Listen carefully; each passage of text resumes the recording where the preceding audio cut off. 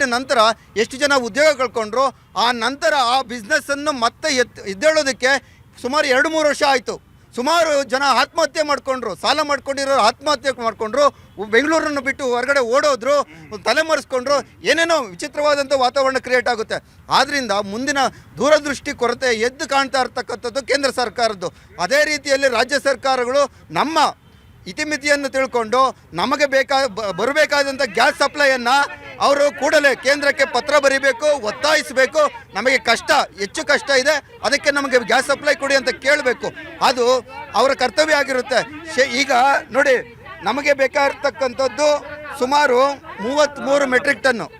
ನಾನು ಪಕ್ಕಾ ಮಾಹಿತಿ ಕೊಡ್ತೀನಿ, ನಾವಿಲ್ಲೇನು ಗಲಾಟೆ ಮಾಡ್ಕೊಳ್ಳೋದು ಬೇಡ. ಎಸ್ ಮೇಡಮ್, ಅಡುಗೆ ಮನೆ ಸಮಸ್ಯೆ ಏನಾಗ್ತಿದೆ? ಅಲ್ಲ ಸರ್, ಇವತ್ತು ಅಡುಗೆ ಮನೆ ಸಮಸ್ಯೆ ಕೂಡ ಸಮಸ್ಯೆ ಆಗ್ತಿದೆ. ನಿಧಾನಕ್ಕೆ ಬರ್ತಾ ಇದೆ, ತೊಗೊಂಡ್ರೆ ಆಗ್ತಾ ಇಲ್ಲ, ಜೀವನ ಮಾಡೋದು ಹೇಗೆ ಅಂತ ಯೋಚನೆ ಆಗ್ತಾ ಇದೆ. ಅದ್ರ ಜೊತೆಯಲ್ಲಿ ಹೋಟೆಲ್ ಉದ್ಯಮದಲ್ಲಿ ಇವತ್ತು ಕೂಲಿ ಮಾಡ್ಕೊಂಡು ಒಂದು ಹೋಟೆಲಲ್ಲೇ ಊಟ ಮಾಡಬೇಕಾಗಿತ್ತು, ಅಂಥವ್ರು ಇವತ್ತು ಉಪವಾಸ ಬೀಳ್ತಾ ಇದ್ದಾರೆ. ಏನು ಇವತ್ತು ಕೋವಿಡಲ್ಲಿ ಬರೀ ಹೊಟ್ಟೆನಲ್ಲಿ ಸಮಸ್ಯೆ ಒಳಗಡೆ ಒದ್ದಾಡ್ತಾ ಇದ್ರು, ಆ ಪರಿಸ್ಥಿತಿ ಇವತ್ತು ಬರ್ತಾ ಇದೆ. ಇವತ್ತು ಕೇಂದ್ರ ಸರ್ಕಾರ ವಿದೇಶಾಂಗ ನೀತಿ ಪ್ರಕಾರ ಯುದ್ಧ ನಿಲ್ಲಿಸೋದಕ್ಕೆ ಏನು ಮಾಡಬೇಕು, ಯಾವ ರೀತಿ ಮಾತಾಡಬೇಕು, ನಿಲ್ಲಿಸಿ ಹೇಗೆ ಸಲಕರಣೆಯನ್ನು ನಮ್ಮ ದೇಶಕ್ಕೆ ಕೇಂದ್ರ ಸರ್ಕಾರ ಉದ್ದೇಶಪೂರ್ವಕವಾಗಿ ಈ ಥರದ್ದು ತೊಂದರೆಯನ್ನು ಕೊಡ್ತಿದೆಯಲ್ಲ. ಅಲ್ಲಿ ಯುದ್ಧ ಆಯಿತು, ನಮಗೆ ಆರ್ಮಿಡ್ ಜಲಸಂಧಿಯಲ್ಲಿ 20%ಕ್ಕೂ ಹೆಚ್ಚು ನಮಗೆ LPG ಬರಬೇಕಾಗಿರ್ತಕ್ಕಂಥದ್ದು.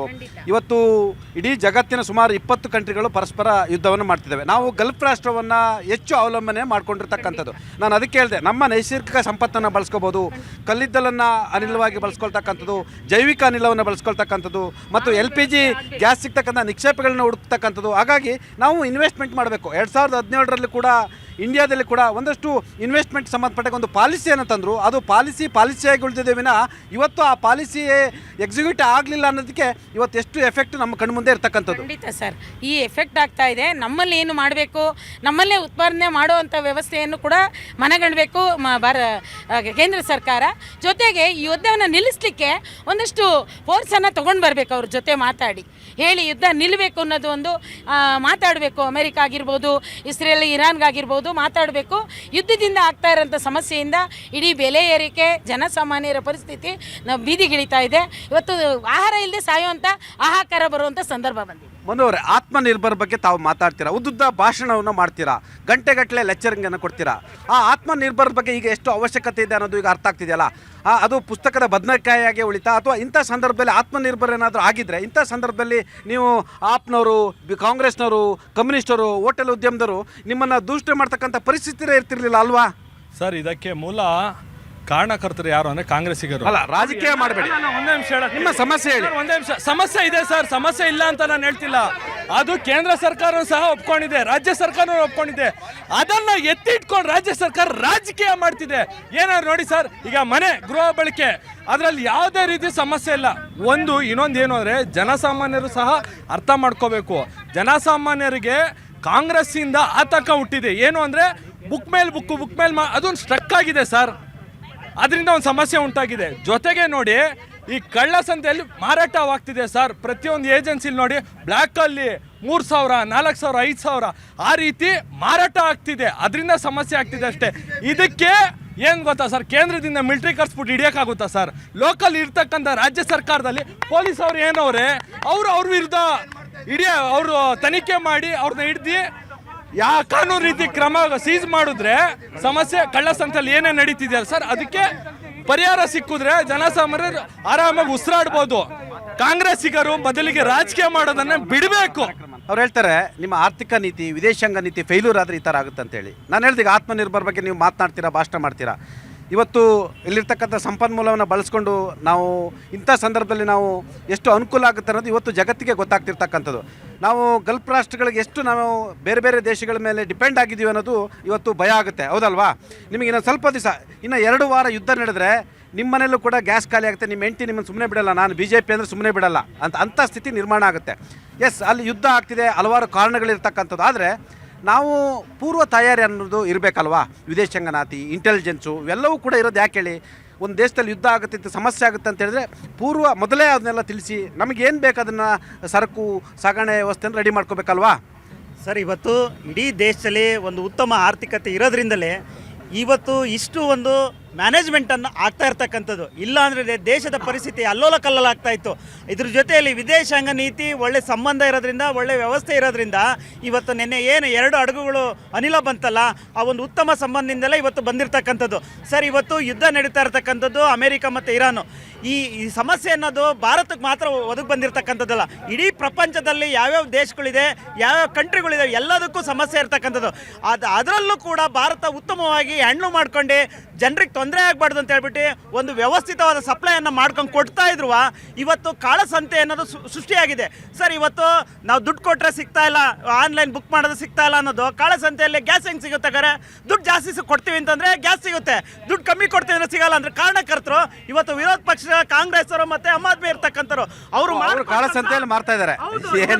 ಉನ್ನಾರ ಇರ್ತಕ್ಕಂಥದ್ದು ವಿರೋಧ ಪಕ್ಷಗಳು ಇವತ್ತು ಕಾಳಸಂತೆ ಕೋರನ್ನ ಹುಟ್ಟಾಕ್ತಾ ಇರ್ತಕ್ಕಂಥದ್ದು ವಿರೋಧ ಪಕ್ಷಗಳು. ನಾನು ಹೇಳಿದೆ ನಿಮಗೆ, ಭಾರತ ಸರ್ಕಾರದ ಸ್ಟ್ಯಾಂಡ್ ಏನು? ಇಸ್ರೇಲ್ ಪರವಾಗಿಯಾ, ಅಮೆರಿಕ ಪರವಾಗಿಯಾ, ಇರಾನ್ ಪರವಾಗಿಯಾ? ನಾವು ಯುದ್ಧದ ಪರವಾಗಿದ್ದೀವಾ, ಯುದ್ಧದ ವಿರುದ್ಧವಾಗಿದ್ದೀವಾ? ನಾವು ಇರಾನ್ ಪರವಾಗಿದ್ದೀವಾ ಅಥವಾ ಅಮೆರಿಕದ ಪರವಾಗಿದೆಯಾ? ಒಂದು ದೇಶ ವಸಾಹತುಶಾಹಿ ದೇಶ ಅಮೆರಿಕ ಹೇಳುತ್ತೆ 1 ತಿಂಗಳು ನೀವು ರಷ್ಯಾದಲ್ಲಿ ಖರೀದಿ ಮಾಡಿ ಅಂತ ಹೇಳ್ತಿದ್ದಾರೆ. ಇದರ ಅರ್ಥ ಏನು? ಸಂದೇಶ ಜಗತ್ತಿಗೆ ಏನಾಗುತ್ತೆ ಸರ್? ನಾವು ನನ್ನ ಪ್ರಶ್ನೆ ನೀವು ಉತ್ತರ ಕೊಡಬೇಕು. ಆಯ್ತು, ಯಾಕೆ ನಮ್ಮ ದೇಶವನ್ನ ಅಮೆರಿಕ ರೂಲ್ ಮಾಡ್ಬೇಕಾ? ನಾನು ನನ್ನ ಮನೆಗೆ ಬೇಕಾಗಿದ್ನ ಇವರು ಪ್ರಶ್ನೆ ಮಾಡಲ್ಲ. ಇವತ್ತು ಕೇಳ್ತಾ ಇದ್ದೀರಲ್ಲ, ಎಲ್ಲ ಏನ್ ಕೇಳ್ತಾ ಇದೀರಾ? ಈ ದೇಶದ ಪರವಾಗಿ ನಿಲ್ತೀರಾ, ಆ ದೇಶದ ಪರವಾಗಿ ನಿಲ್ತೀರಾ ಅಂತ ಕೇಳ್ತಾ ಇದೀರಾ. ನಾವ್ ಯಾವತ್ತಿಗೂ ಯಾವ ದೇಶದ ಪರವಾಗಿ ನಿಂತಿದೀವಿ ಅಂತ ಹೇಳ್ತಾ ಇಲ್ಲ. ನಾವ್ ಯಾವಾಗಿದ್ರು ಕೂಡ ಈ ದೇಶದ ಜನರ ಪರವಾಗಿ ನಿಂತಿರೋದು, ಈ ದೇಶದ ಜನದ ಪರವಾಗಿ ನಾನು ಕೇಳ್ತಿರೋದು ಫಾರಿನ್ ಪಾಲಿಸಿ ಬಗ್ಗೆ ನಾನು ಮಾತನಾಡ್ತಿದ್ದೀನಿ. ನೀವು ನನಗೆ ದಾರಿ ತಪ್ಸಕ್ಕೆ ಬರಬೇಡಿ. ನಾನು ಫಾರಿನ್ ಪಾಲಿಸಿ ಬಗ್ಗೆ ಮಾತಾಡ್ತೀನಿ. ಈ ದೇಶ ಆ ದೇಶ ಅಲ್ಲ. ನಿಮ್ಮ ಫಾರಿನ್ ಪಾಲಿಸಿ ನೀವು ಇರಾನ್ ಜೊತೆ ಇದ್ದೀರಾ, ಇಸ್ರೇಲ್ ಜೊತೆ ಇದ್ದೀರಾ, ಅಮೆರಿಕ ಜೊತೆ ಇದ್ದೀರಾ. ಒಂದು ದೇಶ ನಮಗೆ ರಷ್ಯಾದಿಂದ ಖರೀದಿ ಮಾಡಿದೆ ಅಂತ ಹೇಳಿದ್ರೆ ಇದು ನೀವು ಒಪ್ತೀರಾ? ಭಾರತದ ವಿದೇಶಾಂಗ ನೀತಿ ಯಾವ ತರ ಇದೆ ಅಂತ ಹೇಳಿದ್ರೆ, ಪ್ರತಿಯೊಂದು ದೇಶನೂ ಕೂಡ ಭಾರತದ ಸ್ನೇಹ ಕೇಳ್ಕೊಂಡು ಬರ್ತಾ ಇದೆ.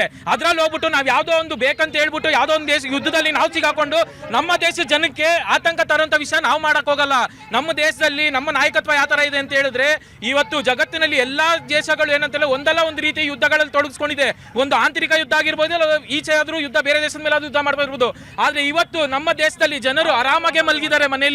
ಯಾಕೆ ಅಂತ ಹೇಳಿದ್ರೆ, ಇವತ್ತು ನಮ್ಮ ದೇಶದ ನಾಯಕತ್ವ ಮತ್ತೆ ನಮ್ಮ ಆರಾಮಾಗೆ ಮಲಗಿದಾರ ನಮ್ಮ ದೇಶದ ಜನ. ಅವ್ರು ಹೇಳಿದ ಪ್ರಕಾರ ನಮಗೆ ಫಸ್ಟ್ ಆಫ್ ಆಲ್ ಜಸ್ಟಿಸ್ ಬೇಕು. ಖಂಡಿತವಾಗ್ಲೂ ಆರಾಮಾಗಿ ಮಲಗಿಲ್ಲ. ಯಾವ ರೀತಿ ಆರಾಮಾಗಿ ಮಲಗಿದ್ದಾರೆ ಸರ್? ಒಂದು ಎಂಪ್ಲಾಯ್ಮೆಂಟು ಪ್ರಾಬ್ಲಮ್ಮು, ಅನ್ಎಂಪ್ಲಾಯ್ಮೆಂಟು, ಈ ಥರ ಗ್ಯಾಸು ಎಲ್ಲನೂ ಗ್ಲೋಬಲಲ್ಲಿ ಡಿಪೆಂಡ್ ಆಗ್ತಾ ಇದ್ದಾರೆ.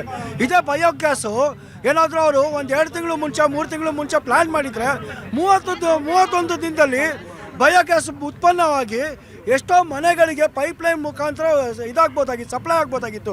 ಇದರಿಂದ ಎಷ್ಟು ಉದ್ಯೋಗ ಅವಕಾಶ ಕೊಡ್ಬೋದು? ನಿಮ್ಮ ವಾದ ಏನು?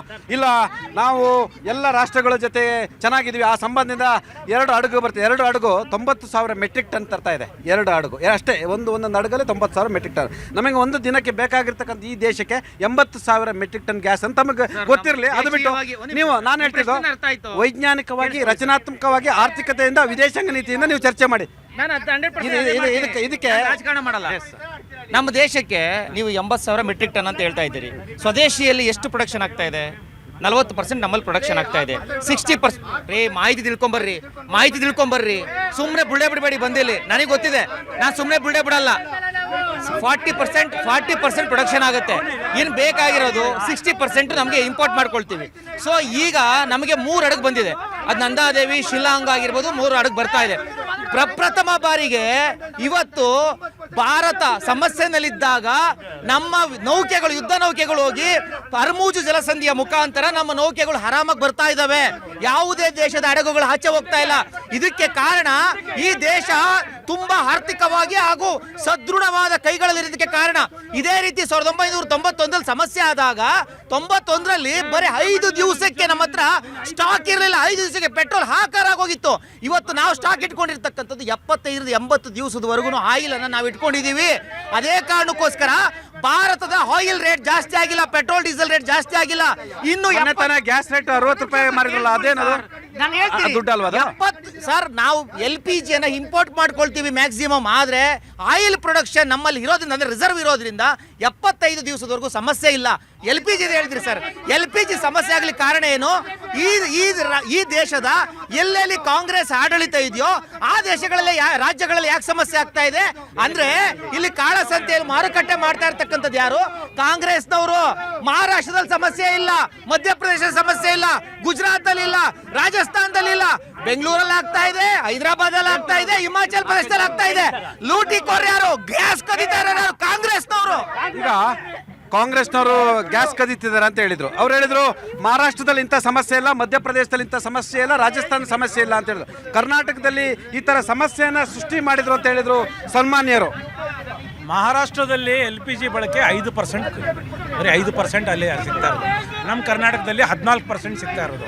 ಹಾಗಾಗಿ ಯಾವುದೇ ಪ್ರಾಪರ್ ವಿದೇಶಿ ನೀತಿ ಇಲ್ಲದೆ, ಯಾಕಂದರೆ ಇಡೀ ಭಾರತ ದೇಶದ LPG ಇವತ್ತು 70% ನಾವು ಗಲ್ಫ್ ರಾಷ್ಟ್ರಗಳ ಮೇಲೆ ಡಿಪೆಂಡ್ ಆಗಿರುವಂಥದ್ದು. ಅಂದರೆ 33.1 ಮಿಲಿಯನ್ ಟನ್ ಅಷ್ಟು ಇಲ್ಲೇ ನಾವು ಬಳಕೆ ಮಾಡ್ತಾ ಇದ್ದೀವಿ. ಇಂಥದ್ರಲ್ಲಿ ಯಾವುದೇ ವಿದೇಶಿ ನೀತಿ ಇಲ್ಲ, ಅಲಿಪ್ತ ನೀತಿಗಳನ್ನು ಇವರು ತಗೊಂಡಿಲ್ಲ. ನೋಡಿ, ಕಳೆದ ನಿಮ್ಮ ಇತಿಹಾಸ ತೆಗೆದು ನೋಡಿದ್ರೆ ಇರಾನ್ ದೇಶ ಯಾವ ರೀತಿ ಭಾರತ ದೇಶಕ್ಕೆ ಸಹಾಯ ಮಾಡಿತ್ತು, ಯಾವ ರೀತಿಯಲ್ಲಿ ಅದು ರೂಪಾಯಿನಲ್ಲಿ ವ್ಯವಹಾರ ಆಗಿರ್ಬೋದು, ಅಥವಾ ಅಕ್ಕಿ ತೊಗೊಂಡು ಅವರು ಪೆಟ್ರೋಲ್ ಮತ್ತು LPG ಕೊಡುವಂತಾಗಿರ್ಬೋದು. ಇಂತಹ ಕಷ್ಟದ ಕಾಲದಲ್ಲಿ ಬಂದು ಅವರು ಯುಕೋ ಬ್ಯಾಂಕ್ಗೆ 56,000 ಕೋಟಿ ರೂಪಾಯಿ ಅವಾಗ ಅವರು ಹಣವನ್ನು ರೂಪಾಯಿ ಮೂಲ್ಯದಲ್ಲಿ ಇಟ್ಟಿದ್ರು. ಡಾಲರಲ್ಲಿ ಅವರು ವ್ಯವಹಾರ ಮಾಡಿರಲಿಲ್ಲ. ಇಂತಹ ಒಂದು ರಾಷ್ಟ್ರದ ಒಬ್ಬ ರಾಷ್ಟ್ರ ನಾಯಕ ತೀರ್ಕೊಂಡ್ರೆ ಆ ರಾಷ್ಟ್ರ ನಾಯಕನಿಗೆ ಸಂತಾಪ ಸೂಚನೆ ಮಾಡುವಂಥ ಒಂದು ಸೌಜನ್ಯ ಈ ದೇಶದ ಪ್ರಧಾನಮಂತ್ರಿಗಿಲ್ಲ. ಈ ದೇಶದ ಪ್ರಧಾನಮಂತ್ರಿ ವಿಶ್ವಗುರು ಆಗೋದಕ್ಕೆ ಹೋಗ್ತಾ ಇದ್ದಾರೆ. ಒಂದು ವಿದೇಶಿ ನೀತಿ ಇಲ್ಲ, ಅಲಿಪ್ತ ನೀತಿಯನ್ನು ಇವರು ಅಳವಡಿಸ್ಕೊಳ್ಳೋಕೆ ಆಗ್ತಾ ಇಲ್ಲ. ಇವತ್ತು ನೋಡಿ, ಇಸ್ರೇಲ್ ಜೊತೆಯಲ್ಲಿ